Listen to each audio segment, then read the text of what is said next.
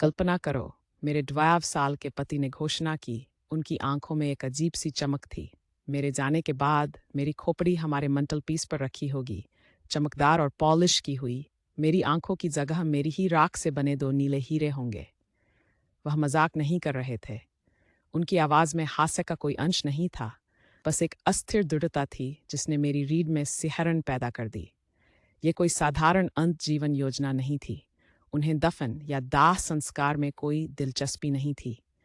वह हमारे living room में हमेशा के लिए हमारे परिवार के एक सतर्क संरक्षक के रूप में रहना चाहते थे।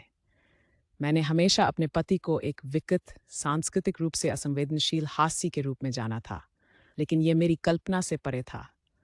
उन्होंने तो ये भी कल्पना की थी कि हमारे दोनों के गुजरने के बाद हमारी खोपड़ियाँ मिलते-जुलते रत्नों के साथ फायरप्लेस को सजाएंगी। मैं स्तब्ध थी। मैंने उनसे तर्क करने की कोशिश की। मैंने कहा कि ये मुझे असहज करता है। मैंने समझाया कि हमारे बच्चे, जो अभी इस बात की गंभीरता को समझने की उम्र में नहीं हैं, शायद उनके वास्तविक खोपड़ी को पारिवारिक धरोहर के रूप में स्वीकार नहीं करेंगे। मैंने पूछा कि क्या ये उनके हमारे साथ रहने का अजीब तरीका है। उन्होंने बस कंधे उचकाए कहा, नहीं, ऐसा नहीं। उनकी उदासीनता ने मुझे परेशान किया। क्या उन्हें इस बात की परवाह नहीं थी कि उनके वंशज इस अजीब धरोहर को गैराज बिक्री में बेच सकते हैं? क्या उन्हें मेरी चिंता का एहसास नहीं था कि उनकी मृत्यु के बाद की नज़रें मंटल पीस से मुझे लगातार देख रही होंगी? उनकी एकमात्र चिंता ये थी कि मैं उनकी खोपड़ी को बॉक्स में छोड़ दूंगी, बिना ध्यान दिए। ये उन्हें परेशान करता था। उन्होंने जोर दिया कि मैं उनकी अंतिम इच्छाओं को नज़रअंदाज कर रही थी।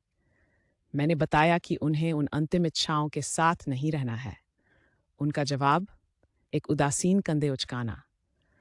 हर बार जब मैं उनकी भयानक इच्छा पर विचार करती हूँ, तो मेरे ऊपर घृणा की लहर दौड़ जाती है। उनके शरीर के खोपड़ी और रत्नों में बदलने का विचार, मेरे घर में उस खोपड़ी का हमेशा के लिए मुझे देखना, मुझे भय से भर देता है। मैं दफन, दाह संस्कार या किसी अन्य पारंपरिक तरीकों से ठीक हूँ, यहाँ तक कि केवल रत्न भी। लेकिन खोपड़ी, ये मुझे पूरी तरह से परेशान करता है। अब मैं एक चौराहे पर हूँ। क्या मैं उनकी अंतिम इच्छा को नकार दूँ, इसके बजाय एक साधारण दाह संस्कार का विकल्प चुनूँ, या अपनी असुविधा को अपने मरने के दिन तक मुझे कुतरने दूँ? मैं खोई हुई और उलझन में हूँ। मुझे क्या करना चाहिए? मेरे पति की अंतिम इच्छा का सार हमारे घर में एक भूतिया उपस्थिति के रूप में बने रहना है, लेकिन उनकी मांग ने मुझे एक नैतिक दुविधा में डाल दिया है। मैं उनकी इच्छाओं का सम्मान करना चाहती हूँ, लेकिन किस कीमत पर? मैं उस आदमी को, जिसे मैं प्यार करती हूँ, उसकी भयानक अंतिम इच्छा के साथ कैसे सामंजस्य स्थापित करूँ?